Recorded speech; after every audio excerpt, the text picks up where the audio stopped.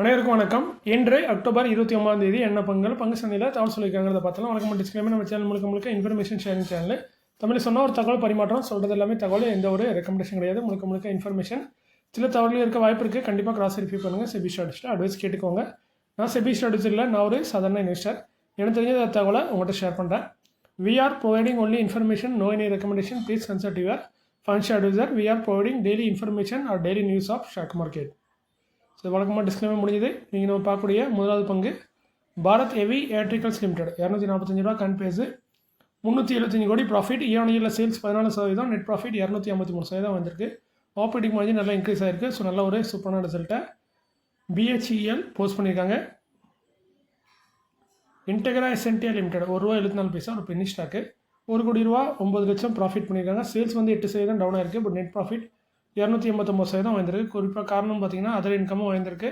Operating மார்ஜினும் கொஞ்சமாக increase ஆயிருக்கு. So இந்த ரெண்டு காரணத்தினால நல்ல ஒரு எக்ஸென்டான ரிசல்ட் மாதிரி போஸ்ட் பண்ணியிருக்காங்க. உண்மையாக ப்ராஃபிட் பண்ணாங்களாங்கிறது கம்பெனிக்கு தான் தெரியும்.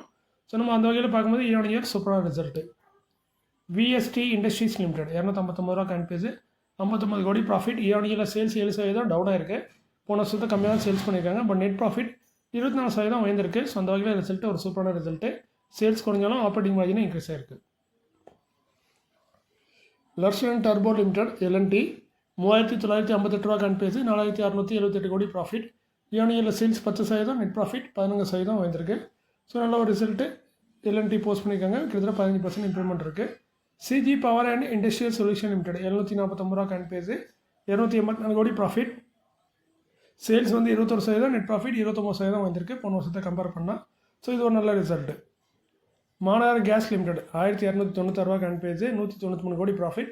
இவ்வளோ ப்ராஃபிட் தான். பட் இயர்ல சேல்ஸ் பார்த்தீங்கன்னா 15% வந்திருக்கு.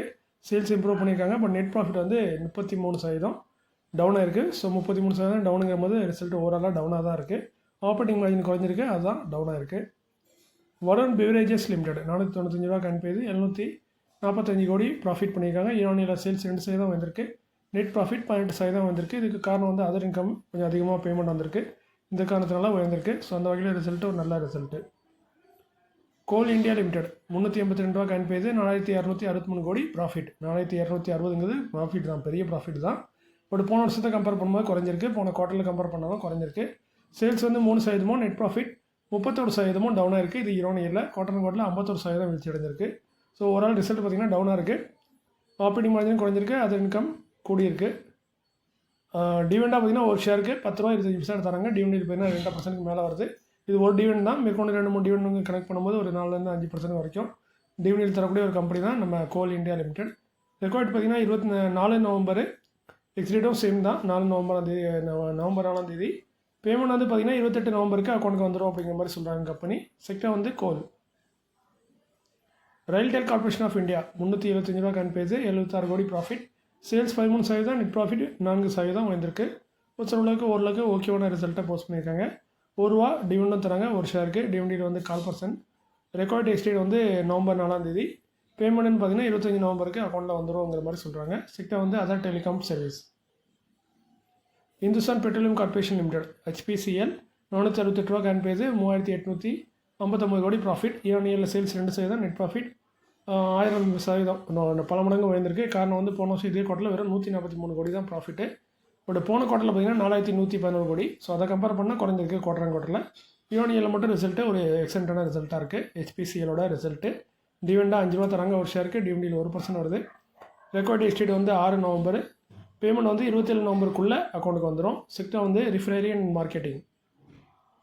சனோஃபி இந்தியா லிமிடெட் 4728 ரூபா கன் பேஸு, 76 கோடி ப்ராஃபிட். சேல்ஸ் பார்த்திங்கன்னா 9% டவுன் ஆயிருக்கு. நெட் ப்ராஃபிட் 8% டவுன் ஆயிருக்கு.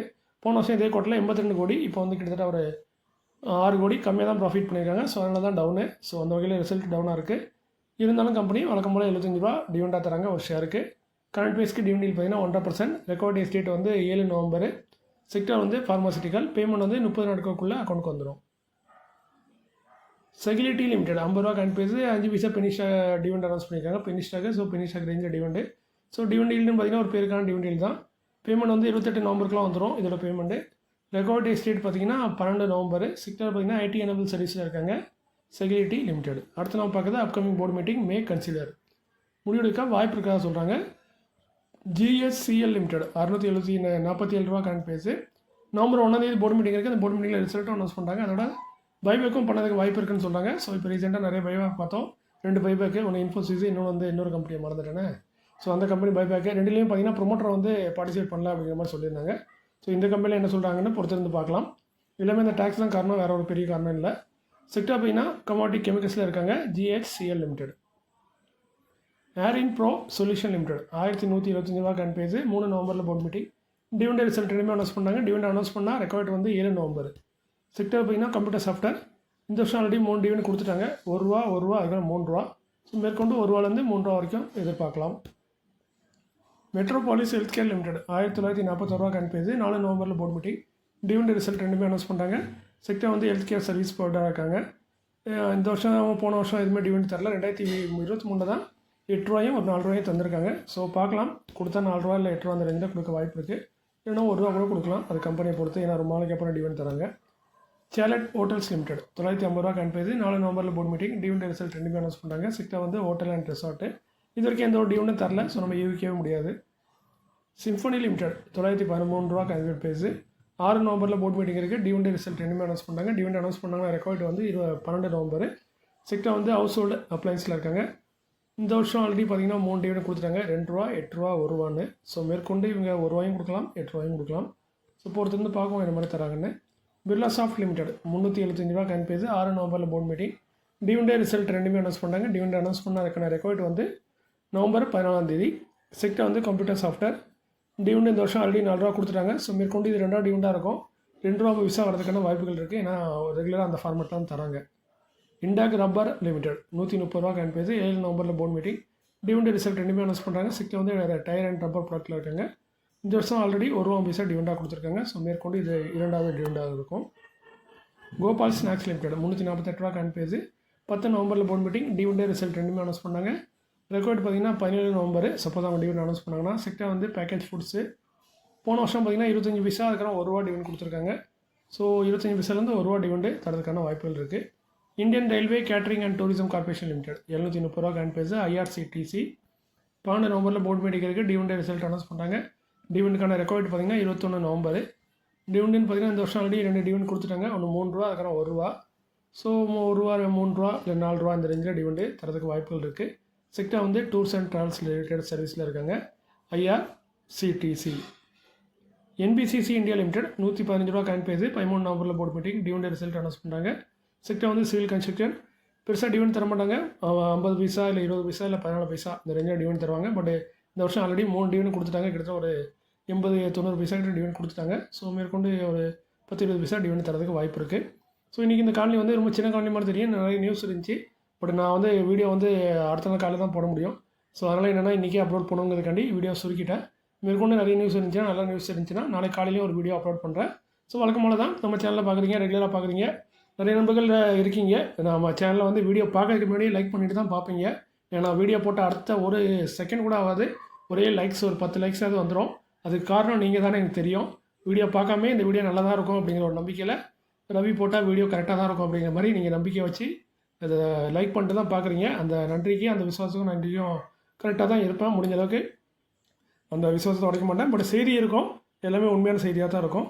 ஸோ அதே மாதிரி இன்றைக்கி இந்த காலையில் உங்களுக்கு பயனுள்ளதாக இருந்துச்சுன்னு நினச்சிங்கன்னா, போகும்போது புதுசாக பார்க்குறீங்கன்னா போகும்போது அந்த லைக் பட்டனை தட்டி விட்டு போங்க. உங்களுக்கு விருப்பம் இருந்தால் மட்டும்தான். மற்றபடி நீங்கள் லைக் பண்ணுறதுனால கம்பெனிக்கு எந்த ஒரு பணமும் வராது. உங்கள்கிட்ட எந்த பணமும் பிடிக்க மாட்டாங்க. இது முழுக்க ஃப்ரீ தான். ஸோ போக முடிஞ்சால் லைக் பண்ண வந்து டத்தை கிளிக் பண்ணிட்டு போங்க. லைக்கை கமெண்ட் பண்ணாலும் பண்ணுங்கள், அது உங்கள் விருப்பம். பட் லைக் பண்ணுறது ரொம்ப சிம்பிள். ஸோ அதனால் லைக் பண்ண மட்டும் கேட்குறேன். கண்டிப்பாக யாருக்கும் ஷேர் பண்ணிடுறாங்க. இது வந்து நீங்கள் பார்த்ததோட முடிச்சிருங்க. ஏன்னா நம்மளுக்கு நம்மளை போடுற கஷ்டம் நம்ம சுற்றி தெரிஞ்சவங்க சொந்தக்காரங்கள்லாம் கஷ்டப்படக்கூடாது. ஸோ அதனால் யாருக்குமே ஷேர் பண்ணாங்க. நம்ம பார்த்ததோட முடிச்சிடும். ஸோ லைக் பிடிச்சிருந்தால் லைக் மட்டும் பண்ணுங்கள். ஸோ மீண்டும் ஒரு நல்ல காலையில் நாளை காலையில் முடிஞ்சால் ஒரு வீடியோ போடுறேன். ஸோ இப்படிக்கு உங்களில் ஒருவன். நன்றி, வணக்கம்.